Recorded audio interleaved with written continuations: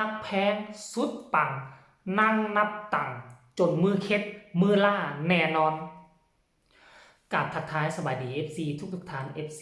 ทุกคนมาพบมาพอกับค่อยเจเบาลาวในคลิปนี้ข้างนี้มือนี้ขอทักทายสบายดีเนาะมาช่วงสายๆเนี่ยจักหน่อยอากาศก็เริ่มแล้วเริ่มร้อนละมันหนาวลองใจให้วันเมยิงซื่อๆเนาะท่านผู้ชมเนาะวันเมยิงวันที่8 เดือน 3ที่ผ่านมานี่ท่านผู้ชมมันก็เฮ็ดให้ความหนาวความเย็นเพื่อให้สดให้ซื่นเนาะเพราะว่าเป็นการประกอบส่วนในการเฉลิมฉลองวันแม่ยิ่งเนาะวันแม่ยิ่งลาวของพวกเขาก็ถือว่าฉลองสลามเฉลิมฉลองกันอย่างยิ่งใหญ่ในทานผู้ชมเนาะเอาปิ้นไปปิ้นมาเนาะทักทายสบายดีกันในคลิปนี้ก็เป็นเรื่องราวเกี่ยวกับน้องหักแพงเด้อค่อยห่างหายไปประมาณ2 มื้อ2 วันเต็มบ่ได้เฮ็ดข่าวเกี่ยวกับน้องหักแพงเพราะว่ามันบ่ค่อยมีข่าวอีหยังเป็นตาน่าสนใจท่านผู้ชมเนาะแล้วก็ในที่สุดเขาก็ได้ข่าวที่น่าสนใจก็คือดังที่พวกเจ้าฮู้เลยแหละคือค่อยก็ติดตามมาตลอดและน้องแพงถึงว่าค่อยบ่ได้เฮ็ดคลิปเนาะค่อยติดตามเรื่องมาลอกมาไลของน้องมาตลอดแล้วมื้อคืนนี้บ่ฮู้ว่ามันเป็นมาไลตัวนั้นบ่เป็นมาไลที่พ่อแม่บ้านฮักพากันสะสมกันมาตั้งหลายมื้อหลายวันเนาะในที่สุดก็แม่นเอามามอบให้มื้อวานนี้หรือบ่หรือว่าเป็นมาไลคนละพวงคนละม้วนคนละงวดกันเนาะท่านผู้ชมเนาะเดี๋ยวจะไปอ่านให้ฟังซะก่อนน้องฮักแพงเพิ่นเคลื่อนไหวคือแนวใดแน่เนาะ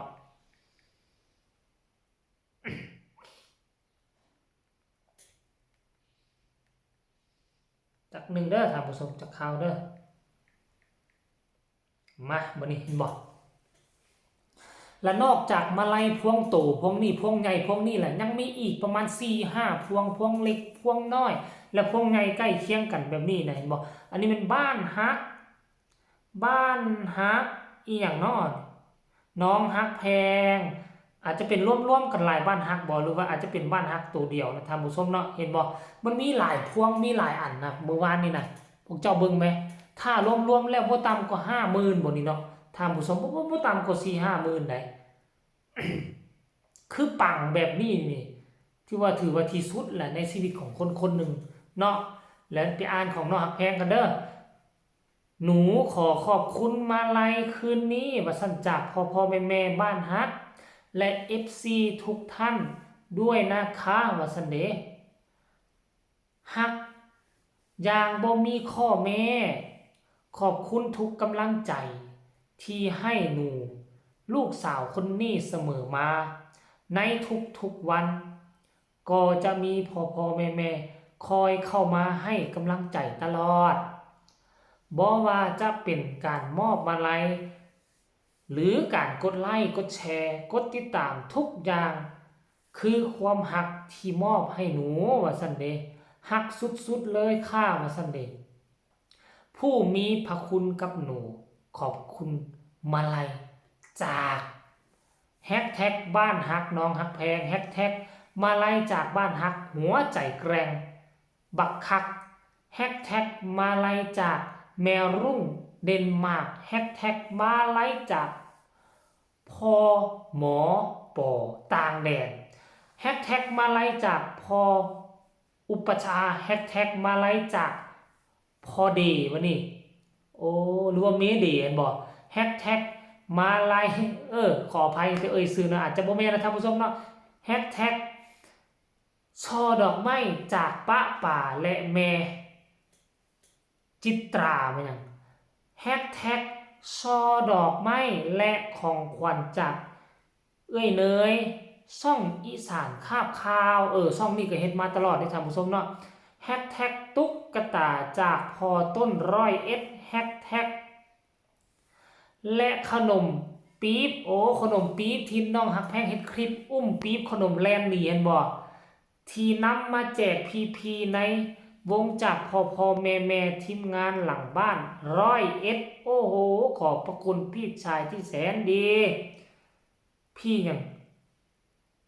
พี่นุกเกอร์และพี่อ่านบ่ออกตัวนี้เนาะมันบ่แม่นอ่านบ่ออกคือทายบ่ได้เต็มท่านผู้ชมก็เอาไว้ซ้ำนี่แหละโอ้โห ศูนย์รวมมาลัยรวมใจหลายทีหลายทางหลายบ้านฮักโฮมแล้วมาเป็นเขาเอิ้นว่า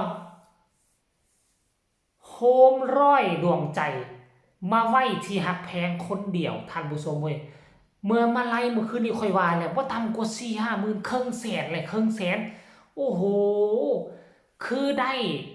ก้าวซ่าแต่ก้าวอย่างมั่นคง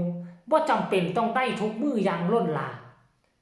เนาะ2-3 มือได้เท่านึงเนาะแต่ว่าทุกมือนั้นเก็บเล็กผสมน้อยเก็บจากหน้าเวทีเอามาไล่จากติดมือก็ได้เก็บเอามือละ1,000 2,000มือละ1,000 2,000และ2-3 มือหรืออาทิตย์นึงก็จึงมาจัดเฮ็ดมาไล่ไงหลักหมื่นหลักครึ่งแสนแบบนี้เนาะมันก็จะมีกำลังจิตกำลังใจถึงว่าคนอื่นจะเอาไปเปรียบเทียบใช้ผู้อื่นแหละมึงคือบ่ขึ้นผู้นั้นคือบ่ได้หลายคือผู้นั้นคือบ่ได้หลายคือผู้นี้อย่าสู่ไปเปรียบเทียบเฮาก้าวแบบที่เฮามั่นคงก้าวแบบที่เฮาถนัดเฮาฮู้ความสามารถและเฮาฮู้ความดังความปังของเฮามันอยู่ขนาดใดให้เฮาพึงพอใจและเฮาก็จะภูมิใจในก้าวที่พวกเฮามี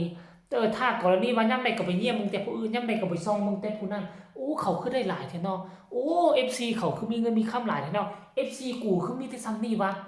ถ้าคิดแบบนั้นความโลภมากโลภามันจะเข้าม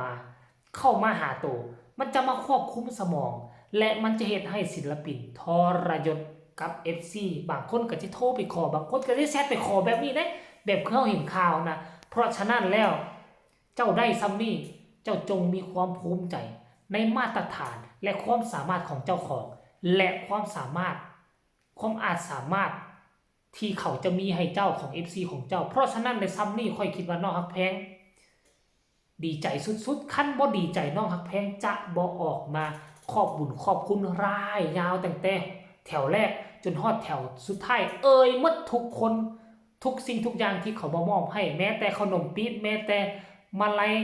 เป็นเงินแม้แต่เป็นช่อดอกไม้น้องบ่เคยซื้อครบหมดทุกคนเนาะท่านผู้ชมเนาะคลิปนี้ก็เป็นเรื่องราว